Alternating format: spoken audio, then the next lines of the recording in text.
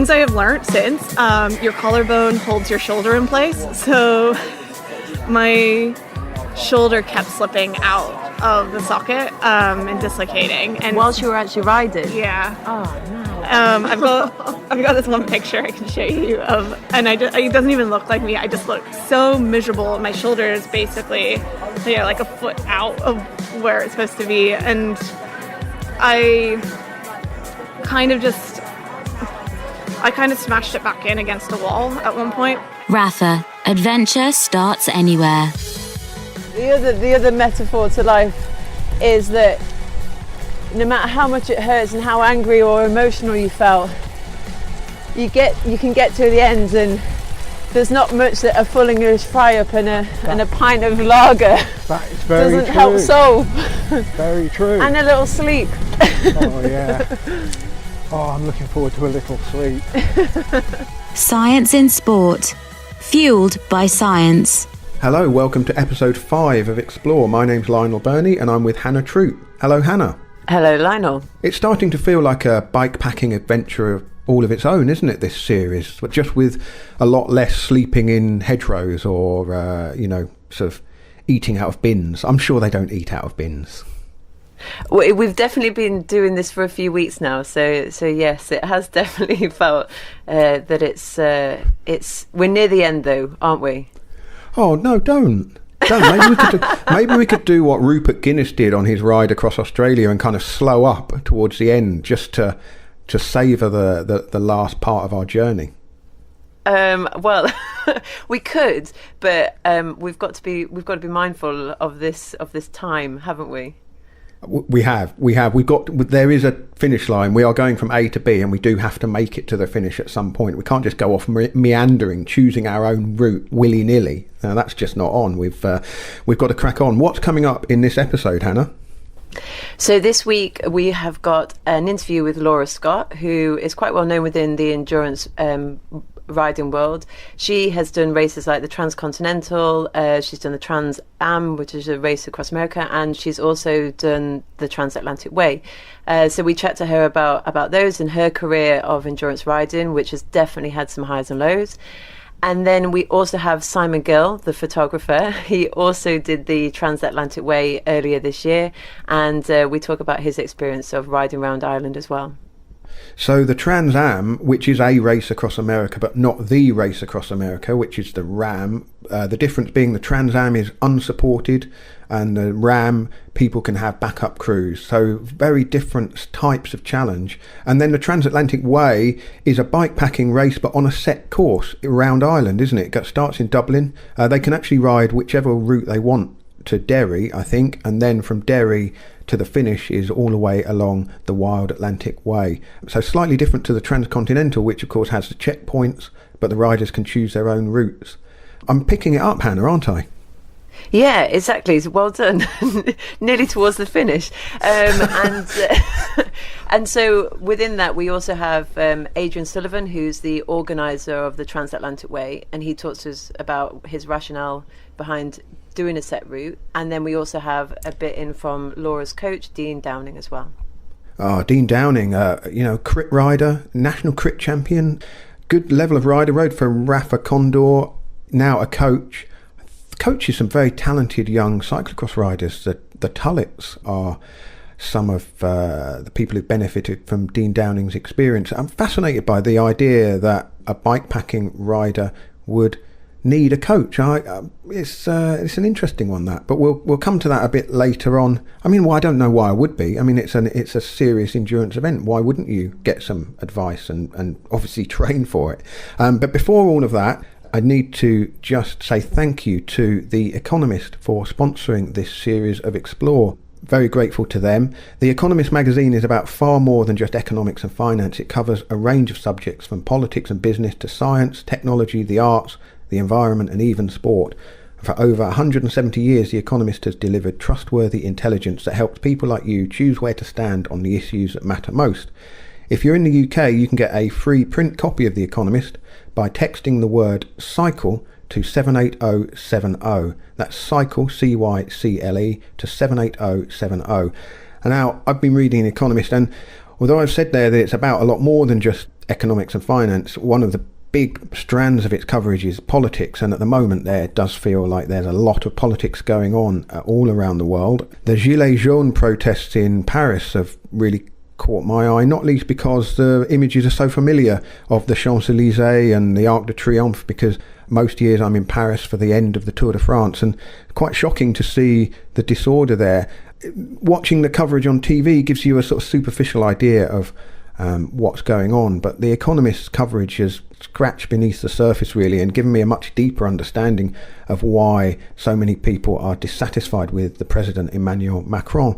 And when you take in all of the facts and then you look for kind of a bit of a steer on what to think, reading the leader columns, particularly in the most recent issue, it doesn't tell you what to think. It just guides you and helps you kind of make up your own mind. And by giving me more information about some of the history and the background to why people are dissatisfied, particularly with the fuel taxes, kind of gave me a broader understanding. Because initially I thought, well, surely people protesting about fuel taxes are part of the problem, not the solution. You know, fuels are going to run out eventually. We're going to have to find different ways to power our vehicles.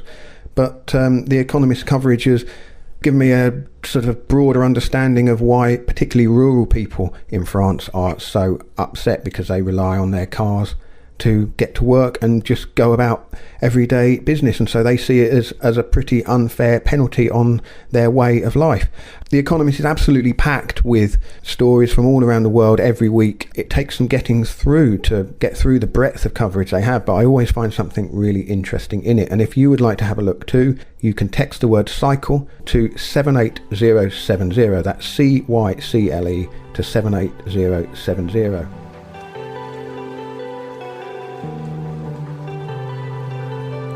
Now, let's crack on with this episode with, well, first of all, Laura Scott. Yeah, so Laura Scott is a Canadian who's currently living in London. She's been here for a few years now.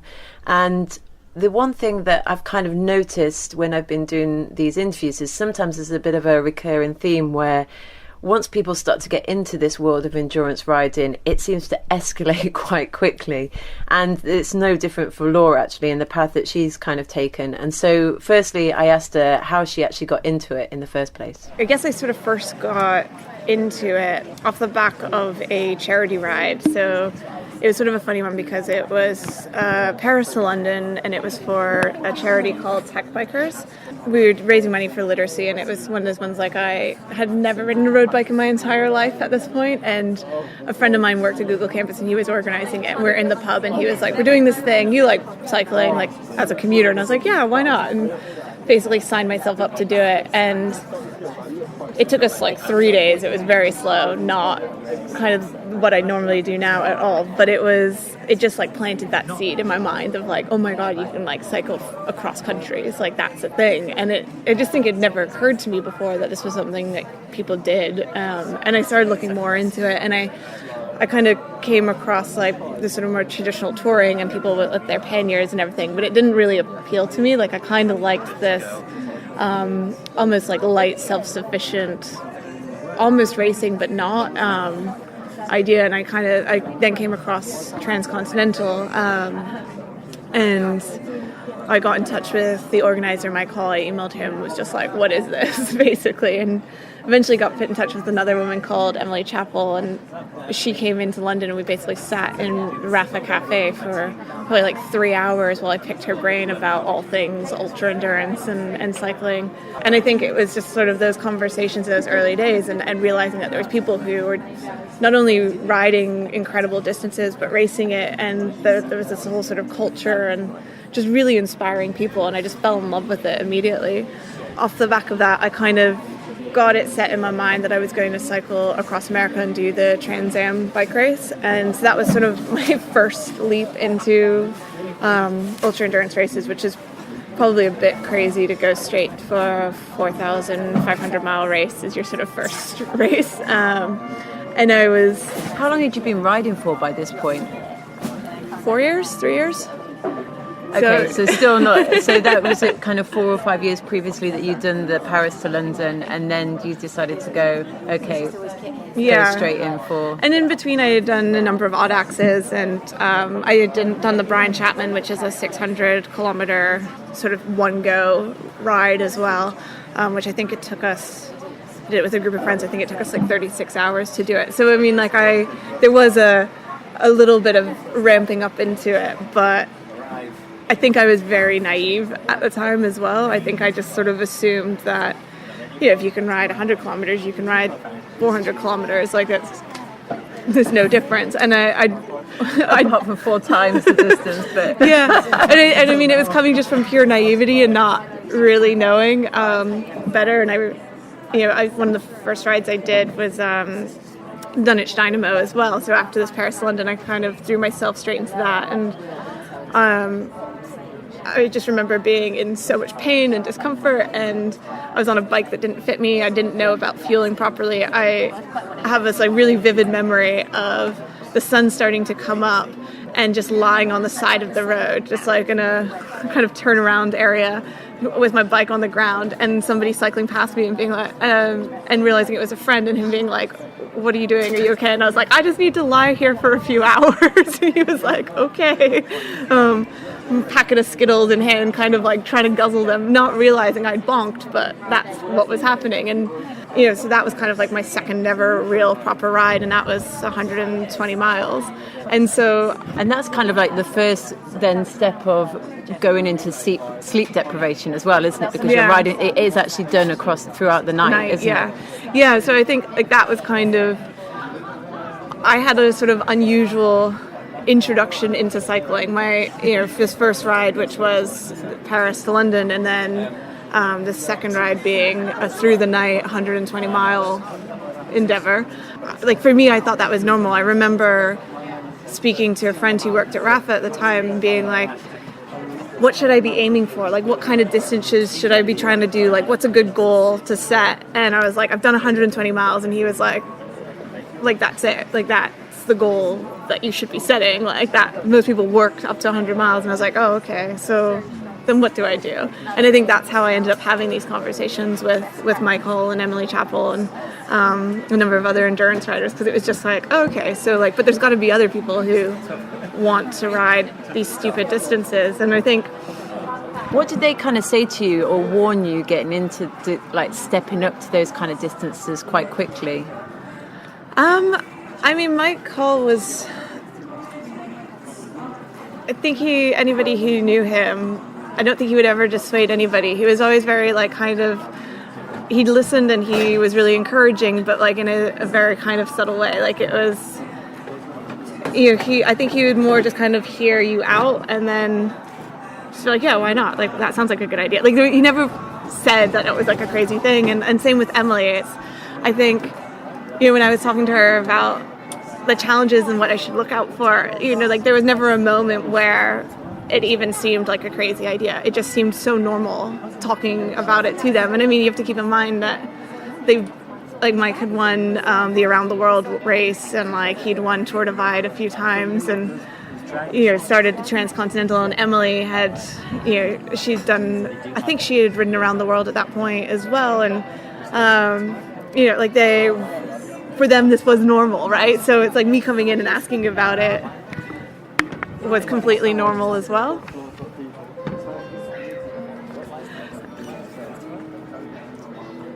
It tastes good. It's good. Yeah, that's what I need. Coffee. And I think that's the thing it's weird when you end up in a sort of bubble of other people who are doing it. Like there's kind of always two reactions when I tell people what I do. Like it's either like, oh, okay, that's nice, because they can't understand what those distances are, or people who do have some framework to understand, and they're like, wait, what? And it's you kind of get the two extremes, and I always find that a really funny thing, because it's, even when I was doing this race around Ireland most recently, people will be like, oh, how far have you cycled? And I'm like, I don't know, like 2,000 kilometers. They're like, how long have you been riding for? Like 6 days. And people are like, so where did you start? And I'm like, Dublin. and you've been cycling the whole way? And you're like, yeah. And it's like, and they're like, okay, that's nice. And I think it's funny because it's like, you know, they kind of can understand that seems crazy, but they can't put that distance into perspective on a bike. And I think it's almost like a weird one where people either sort of downplay it and they're like, oh yeah, that seems normal, like fair enough, you cycled that far, or they can put it into perspective and they're like, that's absurd, why would you do that? And they're probably like, there must have been some public transport involved in there somewhere, but yeah, I think that's it. Like, people don't fully realize that you're like, nope, I've literally cycled every inch of the Irish coast, like every little corner of it. It was one of the funny things with that race was it was so frustrating at times, but because you'd be taken down a road that you knew that you were only cycling down to turn back on yourself and come back, but it was because we were going to cycle literally every part of this route. And so you're going down peninsulas and you've got a headwind the whole way, and you're like, okay, well, at least it's going to be fast going back, but like in your mind you're kind of fighting out for an hour on the bike to go to a dead end to turn around and come back. Did you see many people with other riders actually cycling around at the same time? Yeah, it was really nice. I think the field spread out quite a bit because it's just sort of the nature of these races.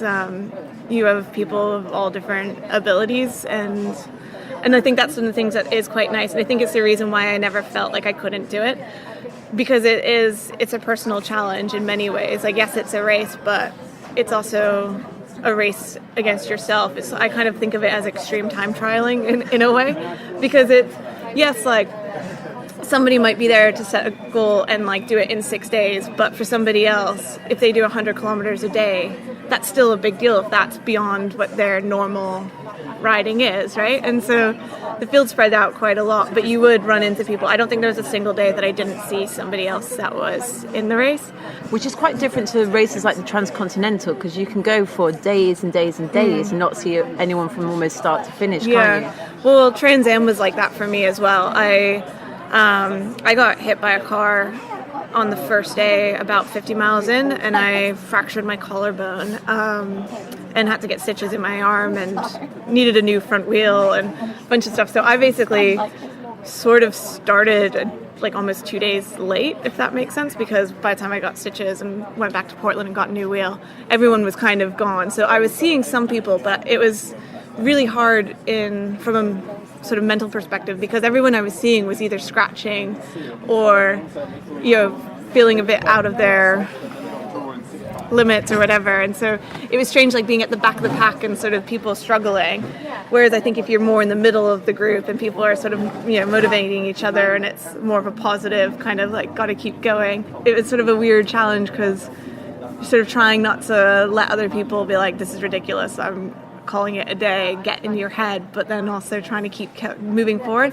And it did hit a point where I kind of ended up in between those two groups, I guess. And so I was still seeing a few people, but most of the people who were well ahead of me, who were kind of racing it, because of that time I lost at the beginning. And so it was quite strange. Like, it did feel like I was just in the middle of the wilderness by myself with a broken shoulder. Because this was the first long distance race that you properly signed up for. So 60 kilometers in, you get taken out by a car. I mean, just how did that feel initially? Like, going through that and those few moments of realizing what had kind of happened. Yeah. Well, I think it goes back to when I signed up for the race. I was so out of my element and so out of my depth. Like, I massively overtrained. I for freelance, and I had moved my days down to 3 days a week, so I had more time to train, because I knew what I had signed up for was insane.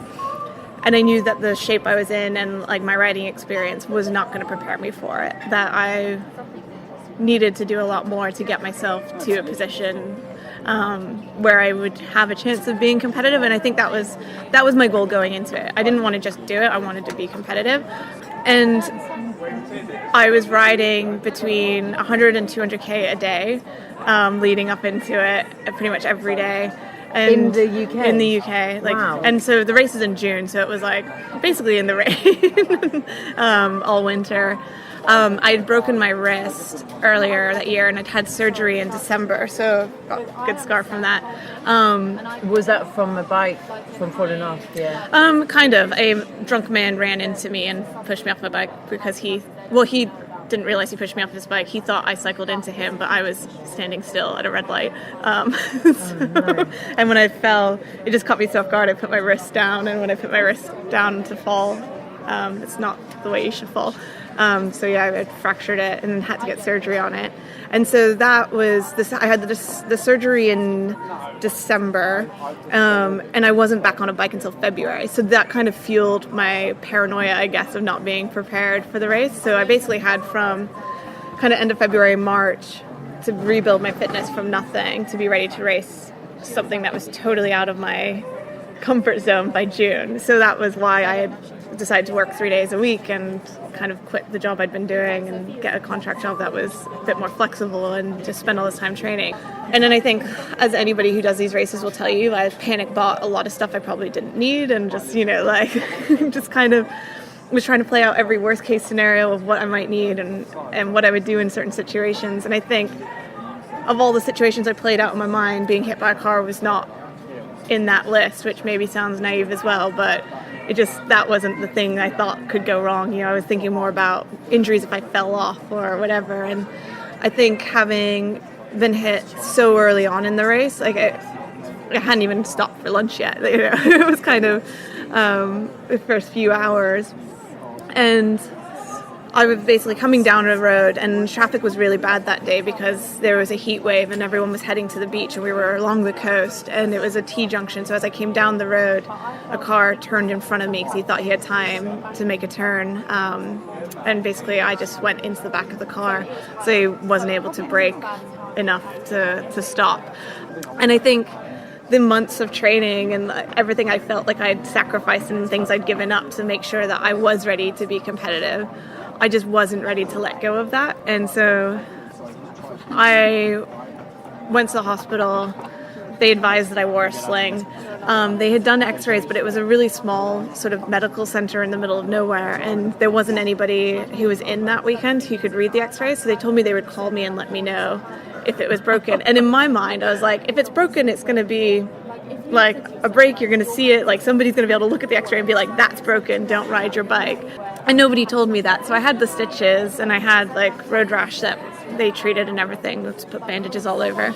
But in my mind, I was like, if it's not broken, yes, it's sore, but I also got hit by a car, so that's why I'm sore. It's fine, I can keep going. And I think the adrenaline just took over, and I had some dot watchers message me on Instagram, and they said they'd seen what had happened, that they could drive out to come get me, to bring me to Portland to get my bike fixed. And so next morning at 7 a.m. they were there. They'd driven 3 hours to come and get me. Wow. Brought me into Portland. I went to a bike shop. They fixed up my bike. They built me a new wheel. Everything was done within a couple hours. And then they drove me back out to the place that I had been hit on the race, because with endurance racing, the rules are that if you move off in any direction via other transport, you have to restart from where you stopped. So, which was quite surreal, because I don't think I've really spoken about it, but there was blood in the road and stuff from because I'd been hit there the day before. So, and then having to restart from the exact same spot was a bit strange. And then having to then cycle past the hospital that I'd been at the day before as well was all really weird. But I think it was just one of those ones that all happened so quickly, and because people were helping me move forward, I didn't really ever give myself that moment to sit back and be like, is this a good idea? I think for me it was just, I've come all this way, I've spent all this money and time and effort to get myself out here. I didn't fly to Oregon to go for a 50-mile bike ride. And so I think it just there was just this sort of fight or flight thing going on in my head that was you just need to keep going. And at that point, things did change quite significantly. I no longer cared about being competitive. I knew I wasn't going to be competitive, but I think there was still this thing of, I had this goal and I want to see that through. And I'll ride one day, and if I feel okay, then I'll keep riding. And and it was a weird one where I was I just need to play it day by day. And it was why I ended up staying inside most nights, in just bed and breakfast, and some strange hotels, and it was just because I knew at that point I wasn't racing it, but I kind of thought about myself as like a fast tourer. Like I was going fast enough that I wanted to be doing a minimum of 100 miles a day, but I was also going to like make sure that I wasn't going to get sick or worse. Things I have learned since, your collarbone holds your shoulder in place. So my shoulder kept slipping out of the socket and dislocating. And Whilst you were actually riding? Yeah. Oh, no. I've got this one picture I can show you of, and it doesn't even look like me. I just look so miserable. My shoulder is basically, like a foot out of where it's supposed to be, and I kind of smashed it back in against a wall at one point, and that was probably the stupidest thing I've ever done. And I still have, it's been over 2 years now, and I still have to get physio on it. But that did make it really challenging, and I did get quite sick at one point on the race coming through Yellowstone. They didn't put dissolving stitches in, which I don't know why, but I had to get somebody to take my stitches out. So I had some person take my stitches out I think it was like a Days Inn or something in a town called Lolo, which is in Montana. And so over breakfast, sitting at the breakfast table, somebody's pulling all the stitches out, which I'm sure the other guests loved. And then a few days, like maybe 2 days after that, I think maybe something had got infected.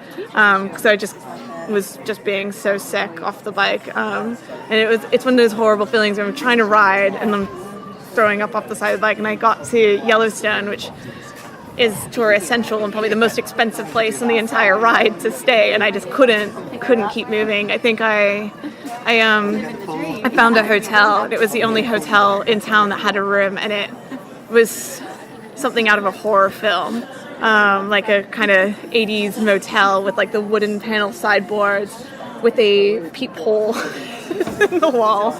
Like everything about it was horrific, and I just remember basically plopping down on the bed face first and then waking up about 12 hours later, going to a clinic, getting some antibiotics, and then cycled into Yellowstone the next day. I think it was 3 or 4 days after that I scratched from the race. And you'd done how many kilometres? About 2,000 by then, had you? Yeah, 2,500. Yeah. So,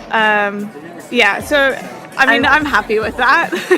You are listening to Explore by the Cycling Podcast in association with Rafa. Adventure starts anywhere.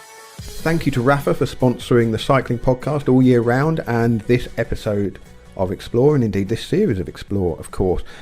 Now, a little bird tells me, Hannah, that you had a delivery from the Rafa Fairies this week. Yeah, I think I've actually managed to out-buffalo the buffalo, haven't I? Because I arrived back from Sicily yesterday to have a little package of my Rafa bar bag. So has Richard even got his jacket yet? Oh, do you know, I don't know if Richard Moore has got his jacket yet, but he's dropped enough hints, and it does strike me the power of the podcasters. If we were having a league table here, you've managed to, I think, only 2 mentions, and you've got your handlebar pack. I'm flabbergasted, but you need that handlebar pack, Hannah, because you're riding Rafa's Festive 500, aren't you? Which is the challenge to ride 500 kilometres between Christmas Eve and New Year's Eve. I can't believe you're doing this. It's on tape now, and you will be riding. You will be completing that challenge, won't you? Between Christmas Eve and New Year's Eve. You can join the club on Strava, the Rafa Festive 500 Club, if you search it on Strava and log all your kilometres. I'm not wrong there, am I? This isn't fake news, is it? It's not. I have said that I'm going to attempt to do it, because each year I've tried, I've failed miserably. So either through weather or illness. So this year I'm hoping 2018 is going to be my year. Well, it's all going to depend on the weather forecast. It's a great challenge. I've said this before, but it's perfectly pitched, because on the face of it, it looks, that shouldn't be too hard.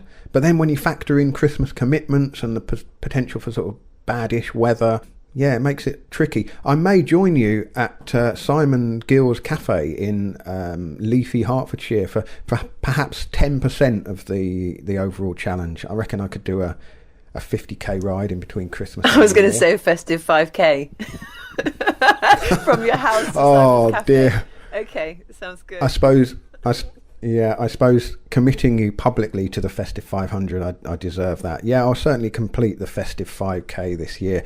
I say bad weather, but really there's no such thing as bad weather, is there? There's only inappropriate clothing. So, if you need to get anything warm and dry for the festive 500, have a look at the rafa.cc website. Loads of jackets, gloves, bib tights, overshoes, everything you need if it's going to be a bit cold and drizzly. Anyway, back to our interview, or your interview, Hannah, with Laura Scott. This is interesting because anyone who's ridden a bike will know and sort of understand what she means when she talks about the phenomenon of road magic, or the mystical road angel. Yeah, I absolutely love this idea, and well, there's not really a theory behind it. That's the whole point, isn't it? But basically, Laura said to me that you can be riding along, and I think at one moment she said, all of a sudden you look down on the floor and there's a zip tie, and you think to yourself, oh, I really need a zip tie right now. Or someone just comes and meets you at the side of at the road, and they've got exactly what you need to refuel you and send you on your way again. And she describes this as road magic or trail angels, and I think it's a really beautiful thing. I really love it. There's sort of like two things that people talk about on these races, and it's sort of road magic and trail angels. And road magic is when things sort of appear that you need, and it's a really weird thing, but it happens. And I don't really believe in a greater thing that is producing chapstick when I need chapstick, but it seems to show up when you're racing, and it's really, really bizarre. It's funny, the things that you find on the road that you're like, oh, I actually really need a zip tie right now, and there's one just lying here. And it's sort of a strange thing, and it kind of makes you question a lot, I guess, when you're usually slightly in a dazed state anyways, and you're like, how do the things I need keep appearing? And that was with the guy who took my stitches out. I had come through, I forget what the name of the pass is, but into this town called Lolo. So it would basically come up this massive pass. It was about an 80-mile climb. I was probably on the verge of having heat stroke. I was feeling really crap that day. I had blisters from the sun because it was so hot, and I had been wearing not arm warmers, but coverings on my arms to kind of keep the sun protection. Yeah, exactly. Yeah.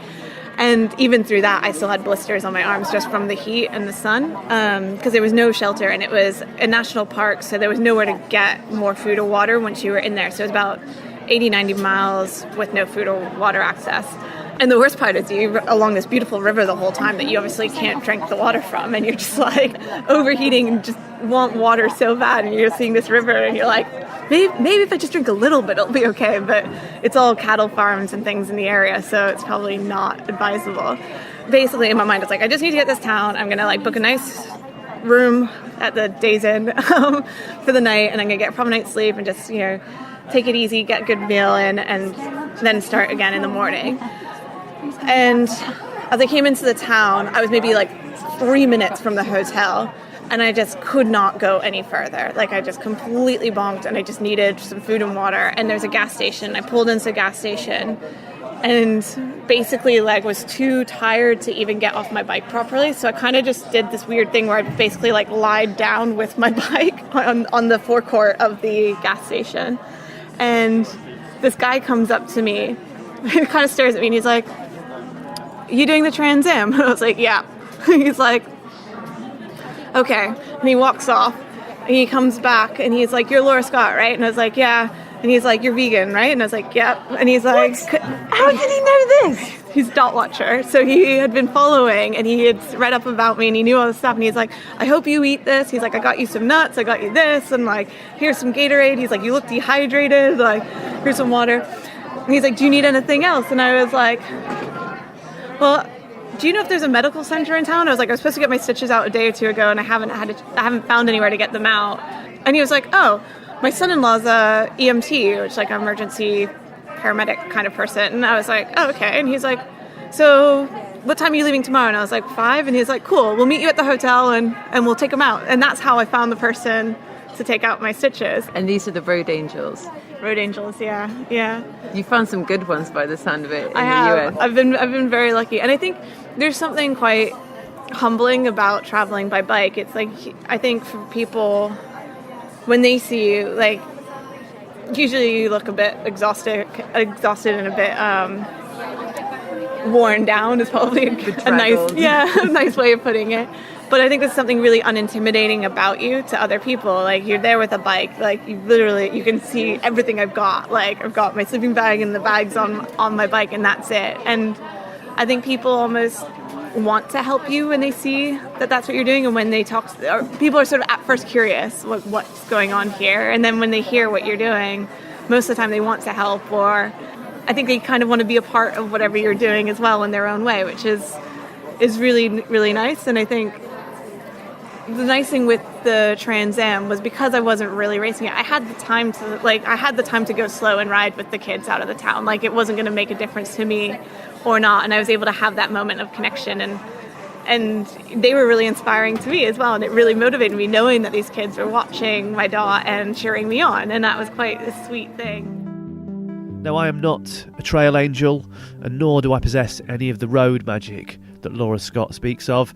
I'm simply producer Tom, and I make podcasts in my shed. One thing that I can tell you that I am, though, is I am an avid dot watcher.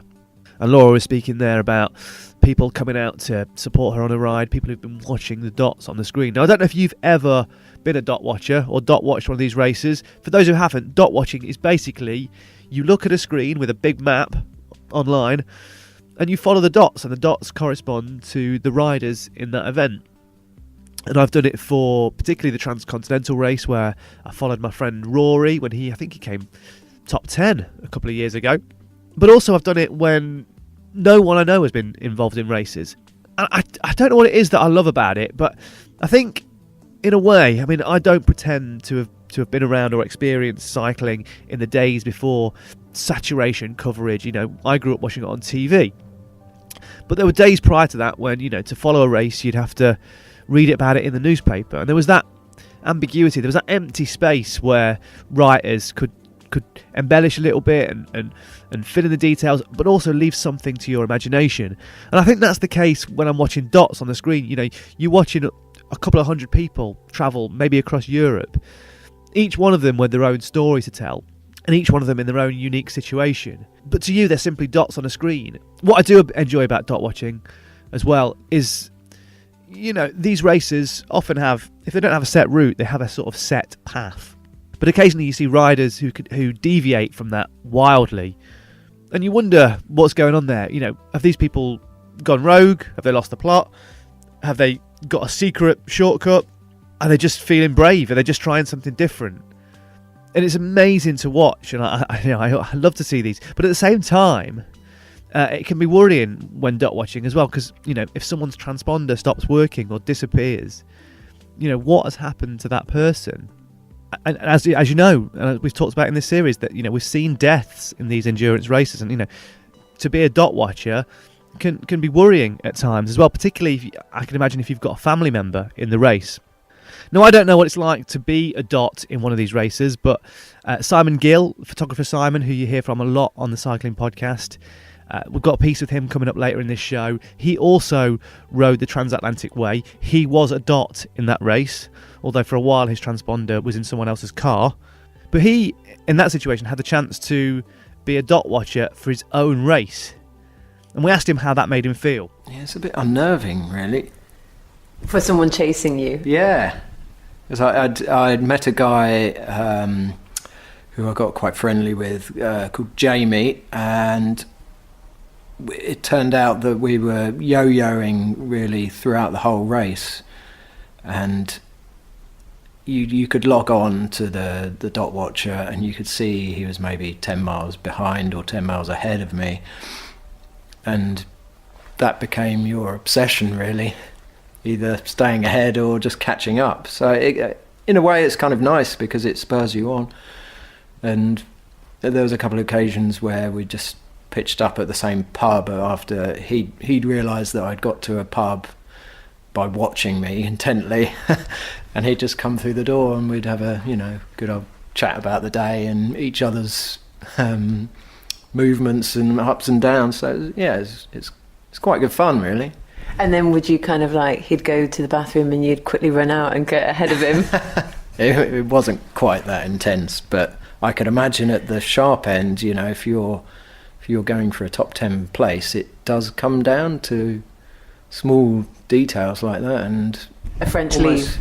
Almost tricking your opponent into thinking you're feeling good. Yeah, it's like how racing was almost back in the day. Now, there is a very particular type of pressure that endurance riders put on themselves.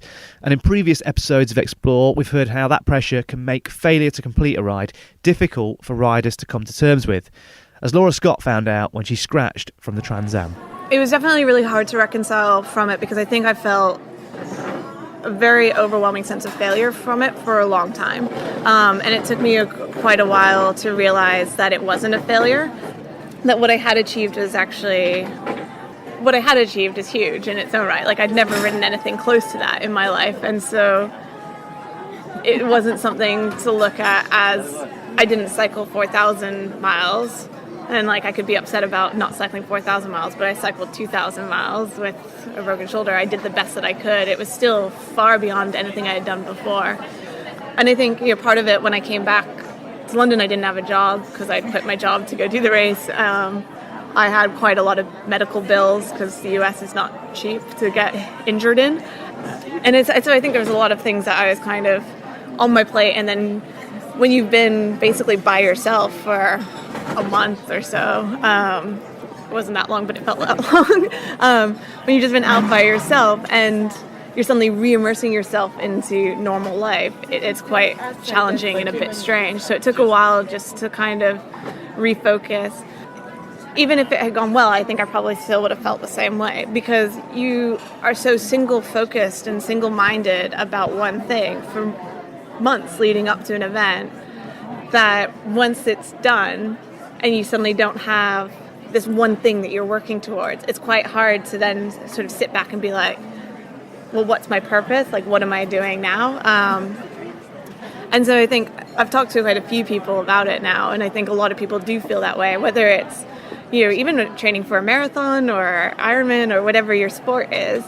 I think it's definitely a good thing to have something lined up that's just, even if it had been like a holiday or something, like something to just look forward to is really important after these things, because it is quite strange. And I think that's why it's almost addictive. Maybe that's the wrong word, but it's kind of, I think you do find yourself being like, well, what's next? And that's why you start to seek out more things, because they are such amazing experiences. And even like my race went really wrong, and it was still probably one of the most incredible things I've ever done. And I think that's why you kind of have this desire to keep finding maybe what the next thing is. So I had a kind of a strange time afterwards, because I then signed up to do Transcontinental last year. My dad passed away right before it from brain cancer. So I made the decision that it was not the right time to go and put myself into that kind of fight or flight emotional stress. I figured the last thing I needed to do was be in the middle of Romania or something and suddenly get really upset and cry by the road for the next few days. So it was really strange because I didn't race at all last year, and I think I'd shifted so much of my life to be around racing, and I think maybe women do this in general, maybe, but I kind of had like this massive imposter syndrome where I was like, I'm supposed to be this endurance cyclist, like the only race I've done, I've got hit by a car and scratched from, and then the next race I was supposed to do I'm not doing, and not raced at all this year. And I think I had like this feeling of sort of being an imposter, which was really hard to reconcile as well. And I ended up signing up to do the Deloitte RAB, which is Land's End to John O'Groats, but it's so supported, they like carry your stuff for you. And I was like, this is a good way for me I hadn't been riding. I spent 7 months back home in Canada looking after my dad while he was sick. So it was kind of, again, felt like I was starting from scratch. And I signed up to do the Deloitte RAB, and I kind of referred to it as the glamping version of what I do. And I stick by that. Like, it's great. Like, people have food, your tent's set up. Like, you just got to get yourself from point A to point B. And it was exactly what I needed at that time. It was that moment of reassurance and like, yes, I have an endurance base. Like, I enjoy endurance sport. I enjoy these long distances, and just to get my confidence and everything back up. And actually on that ride, I met a woman, and so I think we were near Manchester, and she's like, Laura, and she's like, you don't know me, and I was like, oh, okay, hi. She's like, I came to a talk you did ages ago at Rafa on endurance cycling, and she's like, and you made a comment, and you said that anybody could cycle 100 miles if they wanted to. It's just about pace and food and all that. And I was like, that sounds like something I would have said. And I was kind of like, I probably made it as like a bit of an offhand, flippant comment.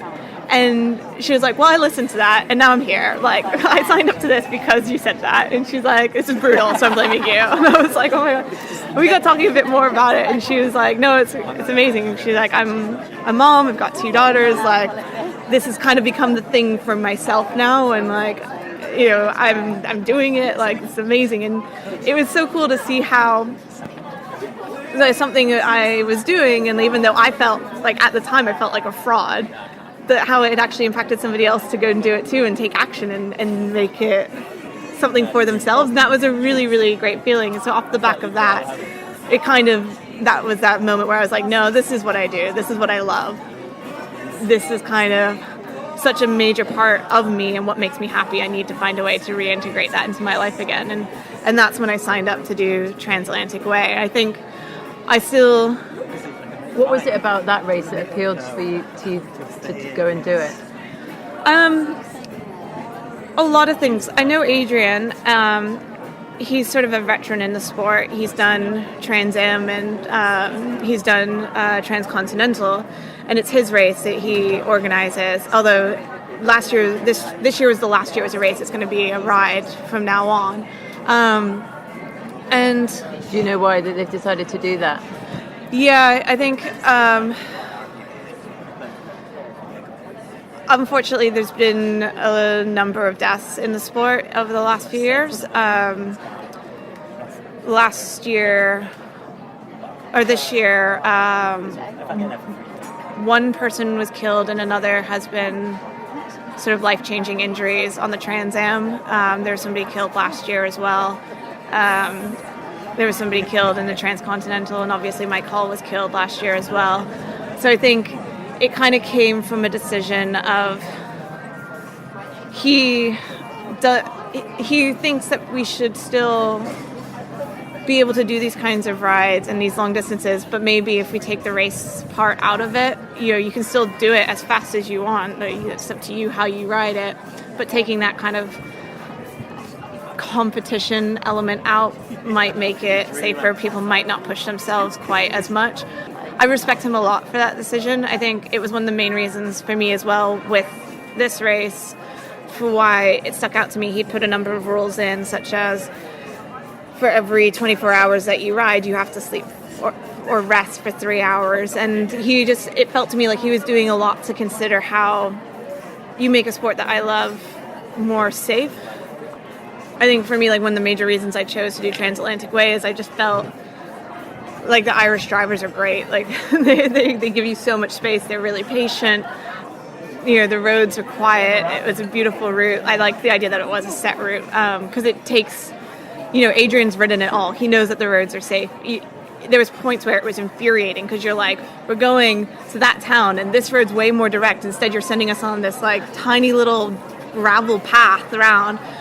But it was because he was trying to make it more safe. And I think on the set route, he was able to vet it and make sure that where there was an option for us to be on a quiet road, we were on a quiet road.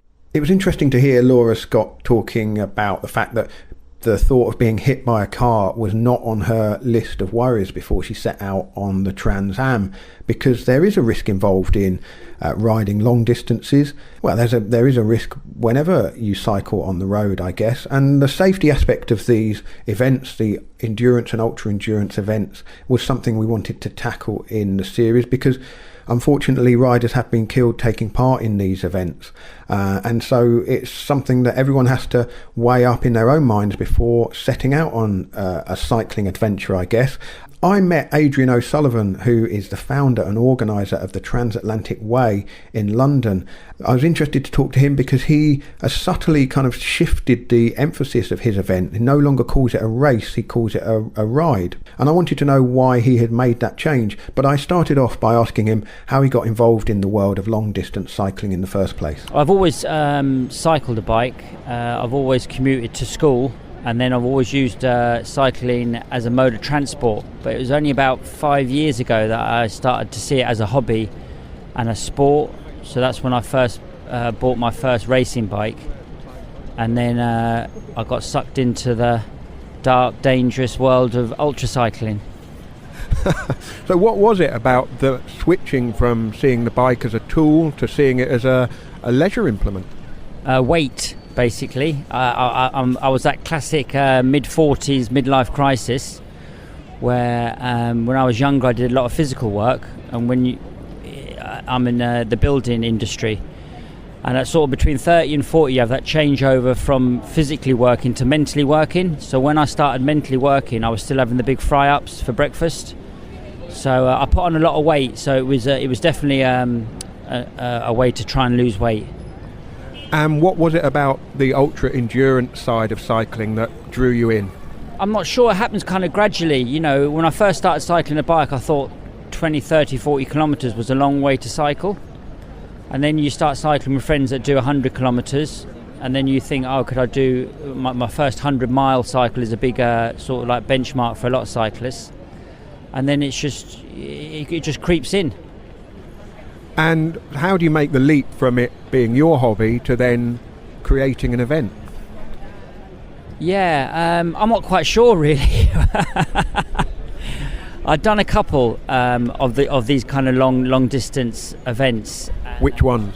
I did I did 3 Ironmen before I even got into the long distance cycling. And then I did I think it was the 2014 Transcontinental. It was the second one. It was the last one that they did that left from London and finished in Istanbul. And then a year after that, I did the Trans-American, which was from Oregon to Virginia, which is west to east coast of America. And when I got back from that one, everyone sort of asked me, you know, what's next? And for road bikes at the time, there wasn't really that many rides available. So I thought, well, why not give something back and organise my own. Now, you described it there as a race, but this year you branded it as a ride or not as a race. Can you explain a little bit about that?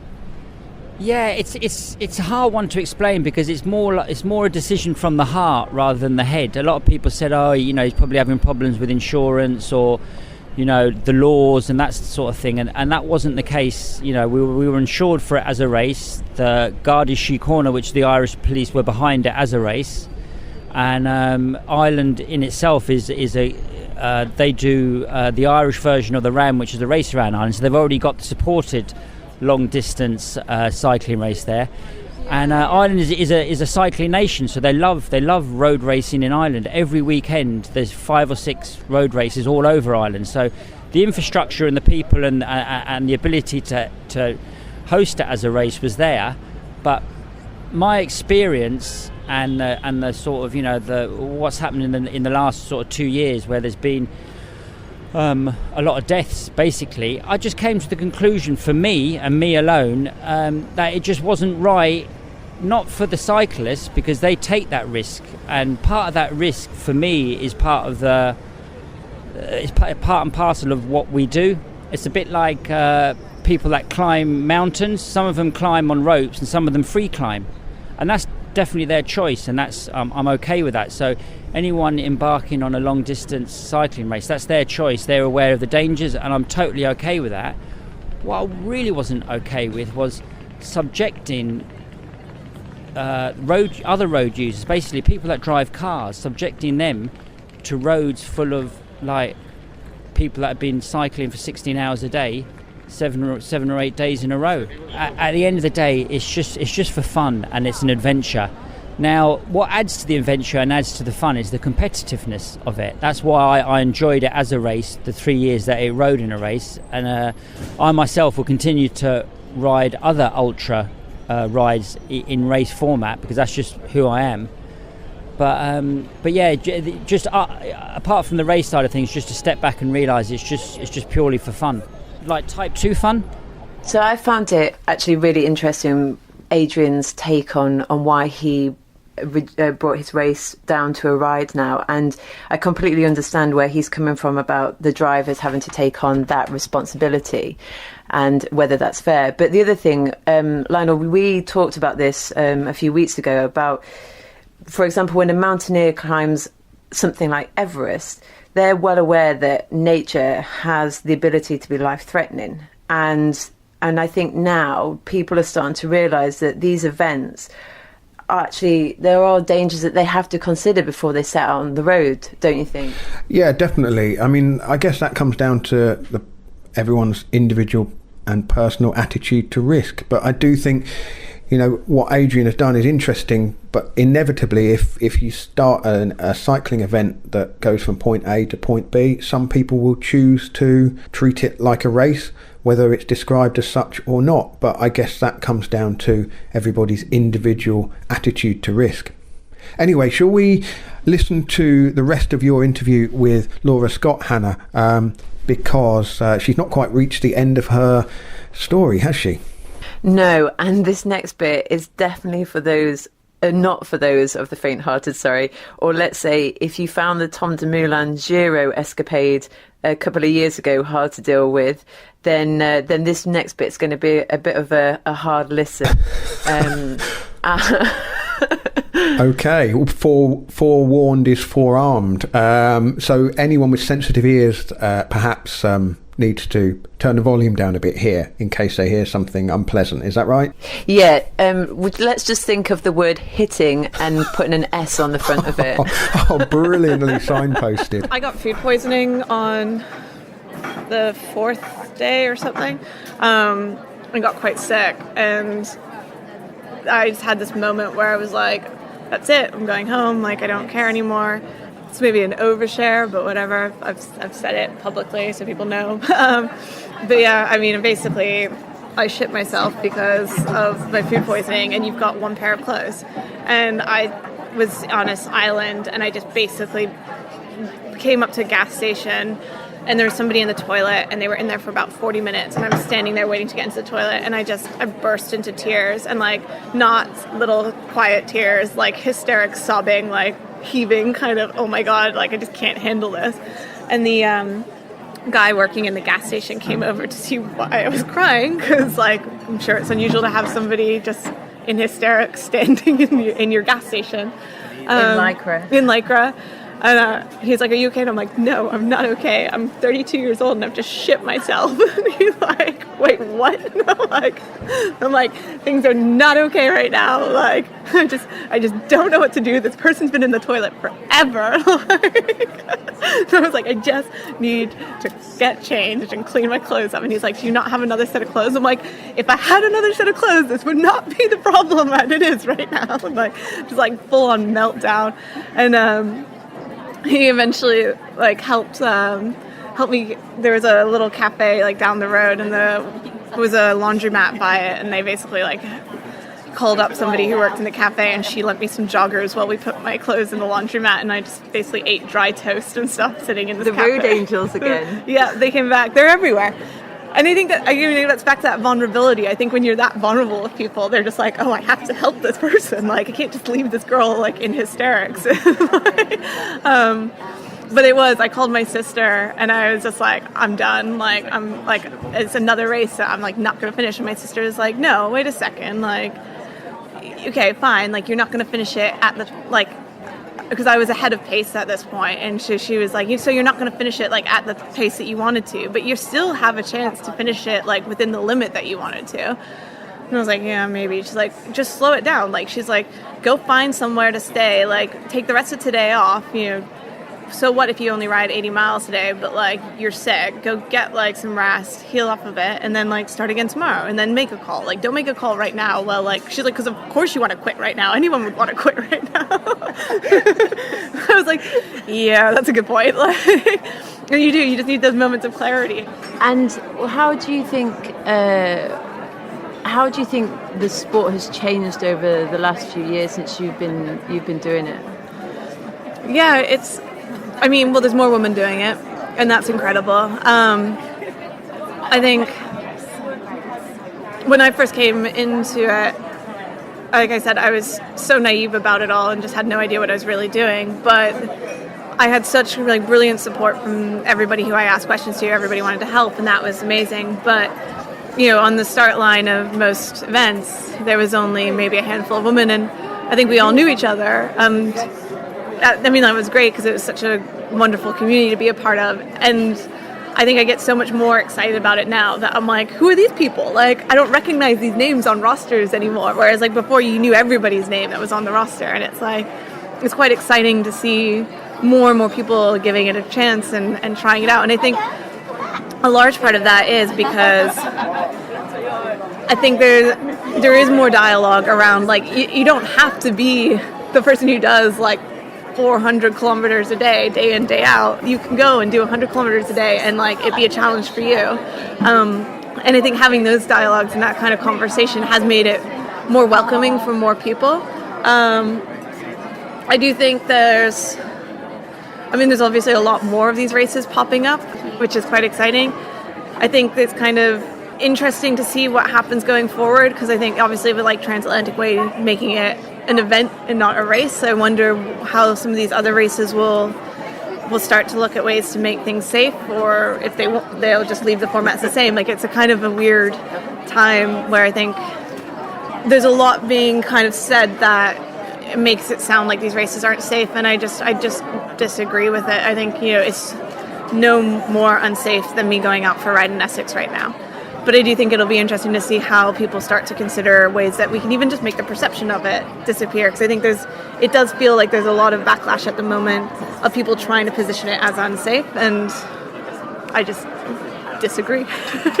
And so lastly, over the last few years since you have taken on in going into the endurance world, what do you think the biggest change you've seen yourself from doing it has been? I think confidence in a strange way, and just more mental resilience. I think one of the things that appeals to me about it is, if you'd asked me when I was just a commuter cyclist if I could ride 100 miles, I would have said there's no way. Now if you ask me if I could ride 5,000 miles, I'd probably be absolutely no way. But but I probably can, and I think that's the thing that's interesting, that you when you do this and you start to shift where your limits are. The Brian Chapman, which is a wonderful Audax, was 600, and I think we ended up doing 620 kilometers, and that to this day is still the single longest one day thing I have done. And I look at the map of it occasionally and I'm literally cycled from the bottom to the top of Wales and back again. That's absurd. And you still want to go and live there? Well, I've seen it all. I know how good it is. But I think there's something kind of neat about, so if I'm out on my bike and I'm really struggling and I've ridden, so on the last day of the TransAtlantic Way, and I'm I got 300 kilometers to ride today. And, in my head I'm it's going to be a long day. And I'm you've ridden 600 kilometers, Laura. You can do this. This is within your limits. And I think that's a really nice thing, that it's kind of, it's taught me that I don't need to put these restraints around what I think I can do. I can just go out and try and do it. And if I do it, great. If I don't, I don't. It's not, I don't need to put barriers on myself, if that makes sense. And I think I'm guilty. I'm sure many people are. I have this narrative of oh, maybe I can't do it, maybe it's not worth it, or whatever. And I think since I've started doing this, I've proven to myself that I am capable of a lot more than I thought I could do. And it's quite refreshing, because that does translate to so many other areas of my life. I think from work to just my outlook on things, it's kind of why can't I go do that now, instead of, oh, I don't know if I can do that. Hannah, I listened to Laura talk about her riding, and I just know I'm not made of the same stuff, because having stitches after a crash and standing in a petrol station in such a state of discomfort, and then getting back on the bike and carrying on with the ride. I'm just not sure that I'm tough enough to do this kind of thing. Maybe I'd be able to surprise myself. I don't know.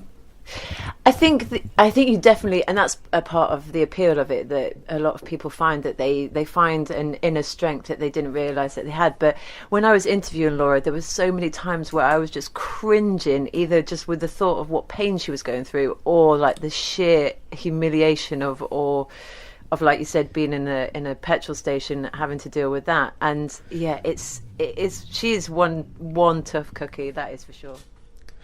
What also surprised me was that when I heard that she was working with a coach, Dean Downing, somebody who I know, have covered the sort of racing that he's done, raced at a really high level, now coaching people who race bikes, but also coaching people in this ultra endurance type of cycling. It's a very different type of cycling, and I suppose I just thought, well, what can a coach help with?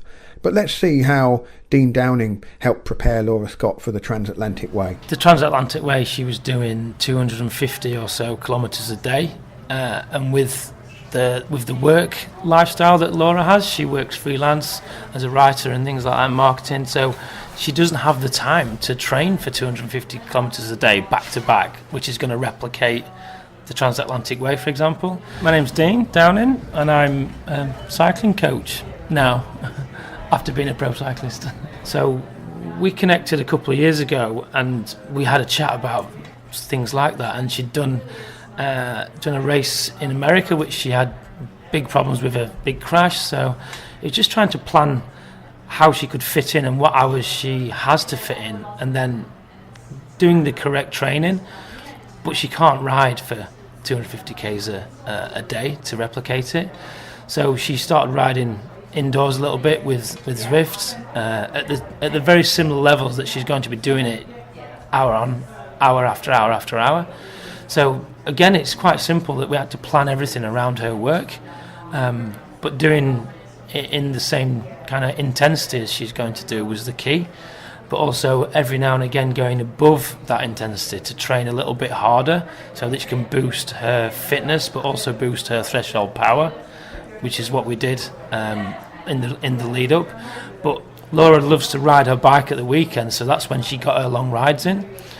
She rides with friends, she rides with the Rafa group, so she was doing like 4 hours, 5 hours at the weekends to gradually build her fitness for that event, and she got in really good condition for the TransAtlantic Way. So we looked at Laura and what kind of rider she is, and she loves long endurance riding. She can sit at a heart rate or a power for a long time, so replicating that for an hour and a half is what we did, but also to try and push her along and build her fitness, we kind of made her talk to her about trying to ride for above her threshold power that she would do for 12 hours.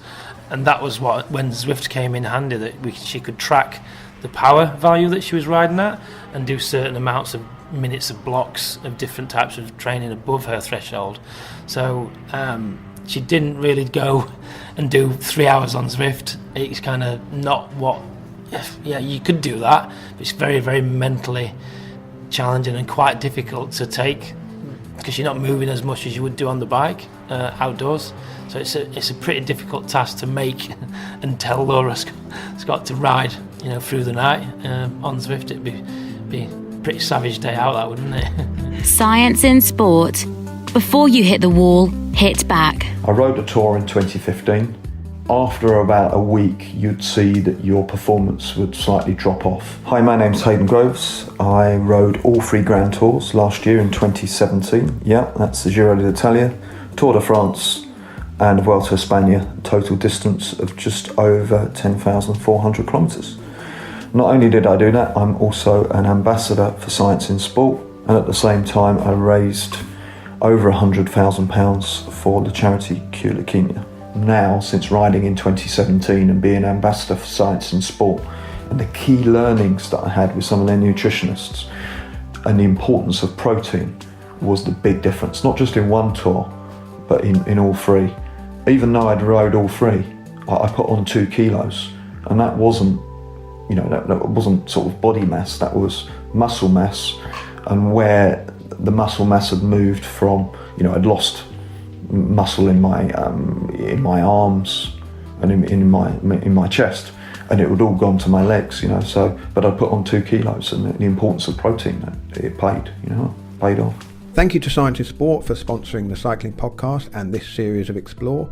If you would like to get 25% off all of their range of energy drinks and bars and gels to keep you going on your cycling adventure, whether a long ride or a short one, go to scienceinsport.com, and when you check out, enter the code SISCP25. Now, the final part of this episode of Explore features someone I've known since childhood, and I must admit, we've done a lot of cycling together, myself and Simon Gill, the photographer, who comes with us on trips to the Tour de France and the other big races for the cycling podcast. Also runs a very nice cafe called Musette in Aldbury in Hertfordshire, not far from Tring train station. If you're ever out that way and want to drop in for a coffee and a piece of cake, he'd be very happy to see you. But I've ridden with Simon and kind of always assumed that he was the same sort of mentally fragile type as I am, easily persuaded to stop, give up and go home. So I was kind of surprised when for his 40th birthday he announced that he was going to ride from Tring in Hertfordshire to Tromsø in the north of Norway. But he did it. He set off on his bike on his own, and he had what seemed to be a pretty amazing time. And well, earlier this year he rode the TransAtlantic Way in Ireland, and I followed him. I was a dot watcher for the week that he was out there riding, you know, watching his dot move its way round the coastline, sometimes pretty slowly, it has to be said, but I think that's more to do with the fact that the road snakes a lot. You know, I'm not saying he was pedalling slowly, but he's made of stronger stuff than me, that's for sure. And so I feel I owe him an apology for last week's episode with Ned Bolting, where our producer Tom Wally completely failed to follow my instruction to take out the bit where I asked Simon to go and fill up my water bottle for me. Your loyal domestique. My loyal domestique. Oh dear, didn't reflect well on me at all. That did it? No, it didn't. And but we've made sure that you're well aware of that for the last week as well. But yeah, I caught up with Simon a few weeks ago, and he was kind of reflecting a few months after the event. He's definitely still feeling it slightly in certain areas of his body. So it obviously shows how long it can take to get over these. And we also hear little bits of his actual audio diary that he recorded as he was doing the event as well, which there's some quite funny bits as he's been cycling around the Irish coast. So let's listen to this. Well, 8:30 on, is it Wednesday? Shit, I don't know. Tuesday, I think. And been going since 7. A couple of half an hour breaks. About 150 miles. And been beaten by a hill. Never normally walk up hills, but I'm walking up a hill. It's actually pretty nice compared to cycling up it. All right. So how are you feeling? Have you been back on the bike much since then? It actually has broken me more than I realised. I think I've still got bad Achilles tendons. You get this. I think a few of the other riders also had it. You get when you stretch the Achilles, you can hear and feel it creaking, and I'm still suffering with that. And yeah, I think it's taken a long while to recover. Actually, like definitely get physically fit again, and not fit again, but build yourself up. A few people said to me when I got back, rather than they said, "You look like you've been through something," was another way of saying you look bloody awful. I think, as in thin and kind of not traumatized, but like you've been through something, I think. Had a pretty tough morning. Started at 5 this morning, and I bloody said that already, but I thought get some miles under the belt and that'll boost morale, but kind of hasn't worked really. The scenery's amazing, but I'm just not seeing it at the moment. Just looking down at my handlebars and getting more and more miserable.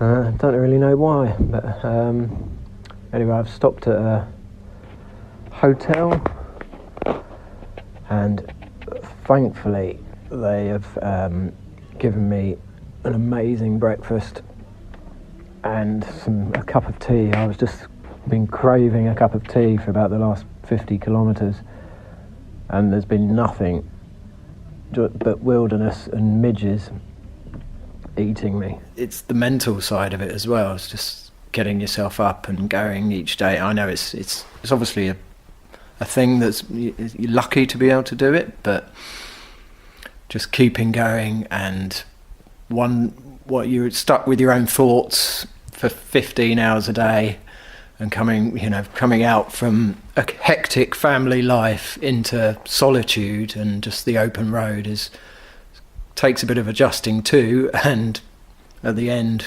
adjusting back to family life afterwards as well. It's challenging. It was a really quite a tough but rewarding thing to do, actually. 6 o'clock on Tuesday, and just woken up in a bike storage room. The prospect of getting up and moving today isn't very appealing, I have to say. It does seem that this is the worst kind of part of the day. Because you're doing it alone, no one quite gets the huge ups and the downs that you go through every day. It's really difficult to explain it, and so it's to have a couple of days at the end of it when you're with fellow riders who do understand is quite nice, actually. And I did have that. I travelled back to Dublin with Laura and another guy who I met there, and we just discussed things over a couple of pints of Guinness. So that was actually nice, and I think that helped get me back to some sort of normality. What kind of things did you discuss about? Is it did you feel like you'd all been were on the same kind of page, or was it a very varied experience, or sort of takes on what had happened? A lot of similarities, actually. There's issues with toilets, sleeping,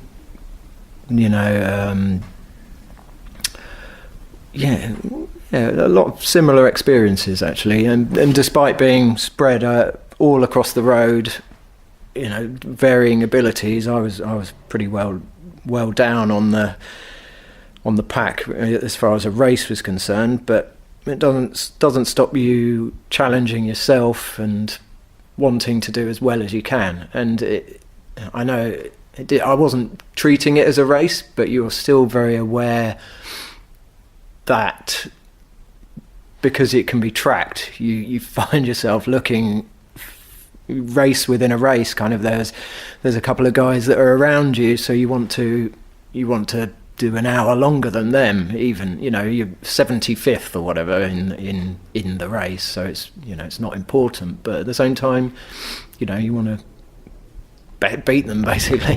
I've only seen one other rider all day, presumably because I'm pretty much last in this race, but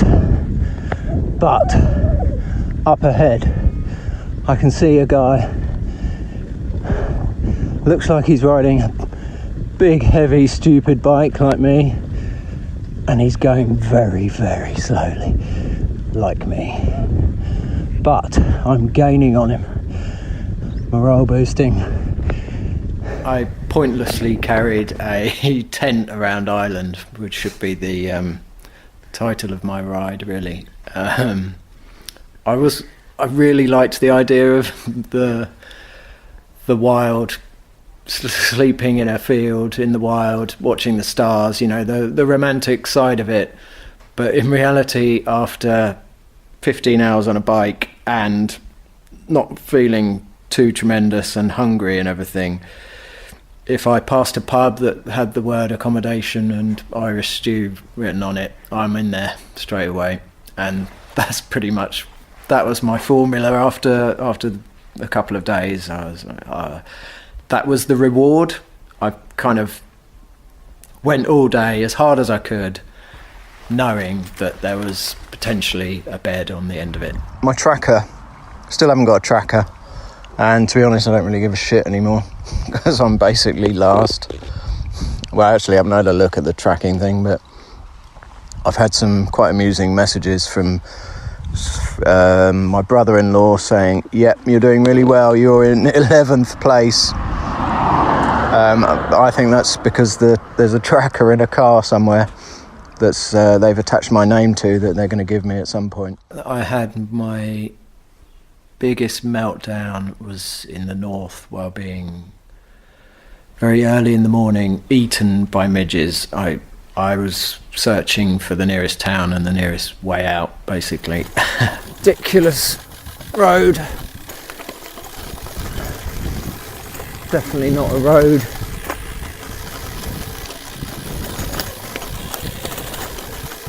Midges absolutely everywhere.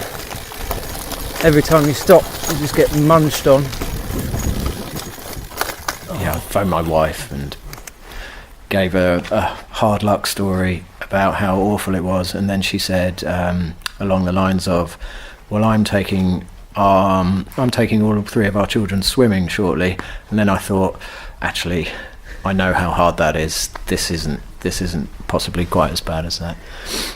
So I carried on and sorted myself out, realising what I was doing was actually a pleasure on the whole. It's 4:02 on Saturday. It's raining. I'm in a town called Castle Town Bear, I think.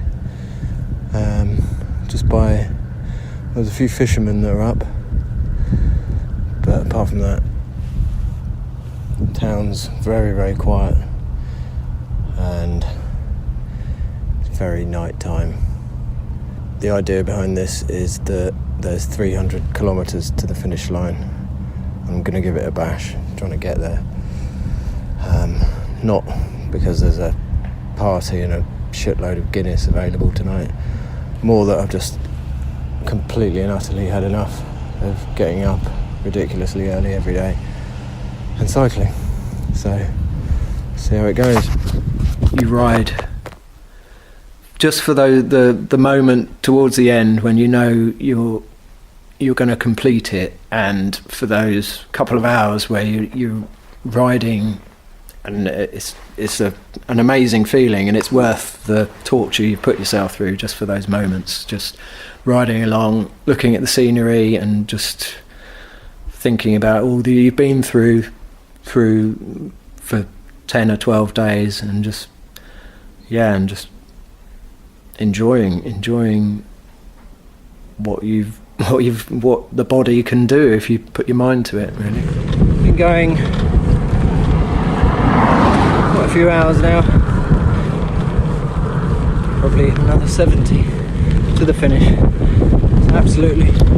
It's still absolutely relentless, the going up.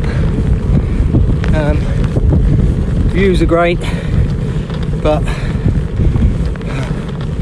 I've had enough of views. Just want to get to the finish. I think I'll make it. I was blown away with how friendly people are, because I was a bit worried initially that being English and having a very English accent wouldn't go down that well, but that was absolutely fine. And I was welcomed into several pubs late at night. The food had finished, but they'd find something for you, and could see the look in your eyes of desperation. And I sat by a fire, eating Irish stew, drinking a pint of Guinness at like 11:30 at night, due to people's friendliness, really, and going the extra mile to help you. So that was nice, and restores your faith a little bit as well.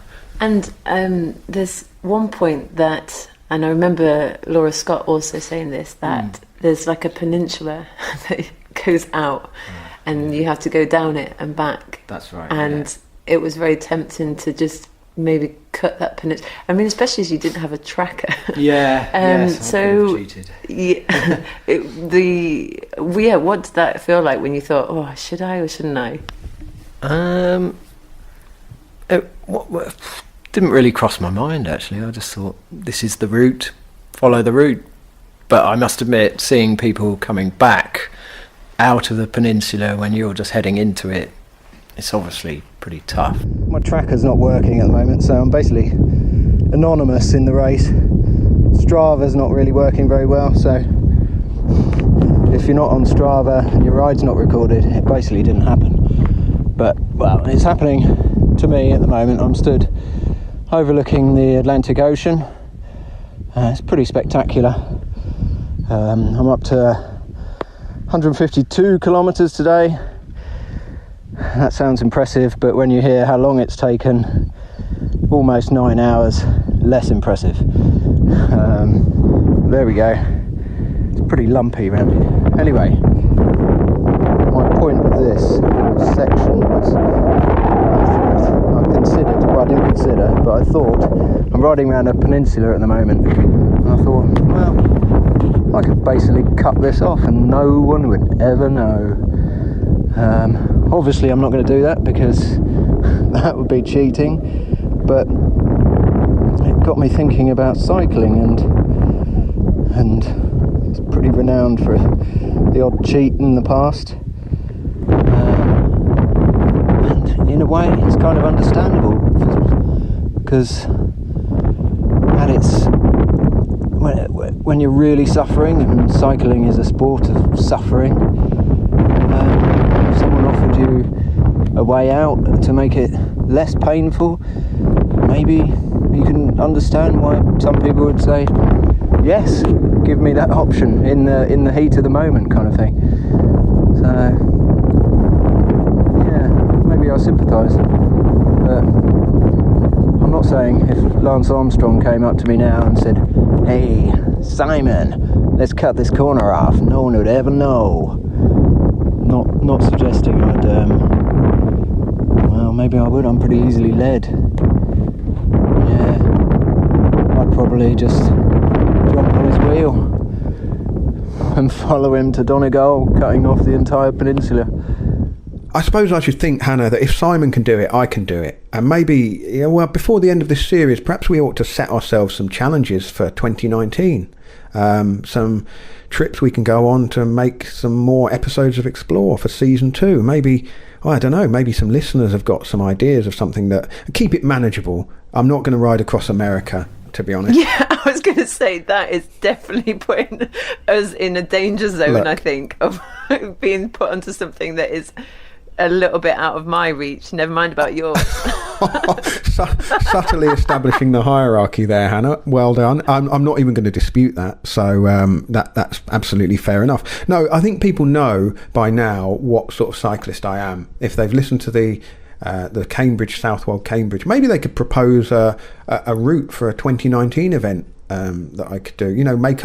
Do my own luxurious version of bike packing, as we detailed in the last episode. I'm always up for considering something, and I do think it gives the year a focus. If you've got a good cycling challenge that you've always building towards, it keeps you motivated for kind of just the more run-of-the-mill types of riding, I think. I mean, so yeah, anyone, if you've got any ideas, Hannah, let me know in episode 6. And if the listeners have got any ideas, then let us know on Twitter at cycling_podcast, or by email, contact@thecyclingpodcast.com. But like I say, I'm not cycling to, Uzbekistan or something. I just haven't really got the time, unfortunately, for something like that. That's an absolute get out clause. I also was thinking about this, what Simon did. You definitely wouldn't have taken that tent, would you? You just wouldn't even think about it. It would definitely not even cross your mind. Because as we know from the Ned Bolting episode, just carrying things in general is not really your style, is it? Hannah, That's true. But then, my pull in the world of cycling is obviously not sufficient enough to get sent a free Rafa handlebar pack, is it? Whereas, just saying. I think that is all for episode 5 of Explore. We'll be back with the final one in this series next week. Until then, Hannah. Thank you, Lionel. Thank you very much. Next time on Explore. I can't put into words what it was like to come back after 78 days racing 18,000 miles, having averaged 240 miles a day, physically, but more importantly, mentally. What that roller coaster was like for the first 2-3 months when I was home. I think around the time I was talking to you, I went for a DEXA scan. My bone density was down because I'd not been weight bearing for 2.5 months. I'd been time trialing for 1,200 hours out on the saddle, so I needed to straighten out my body. But then the psychology of coming back from a trip like that again took a while. When you complete the big milestone event, whether you succeed or fail, there's a real void. Doesn't matter how busy you are, you don't have that simple clarity and that routine of training and purpose and racing. You have been listening to Explore by the Cycling Podcast. The producer was Tom Wally. Music in this episode, including our opening theme, Beyond the Black Veil, is by Moscow Youth Cult. Their latest album, Brutalist, is out now on Hello Thor Records. You can find it via hellothor.bandcamp.com. This episode also featured additional music by John Dix.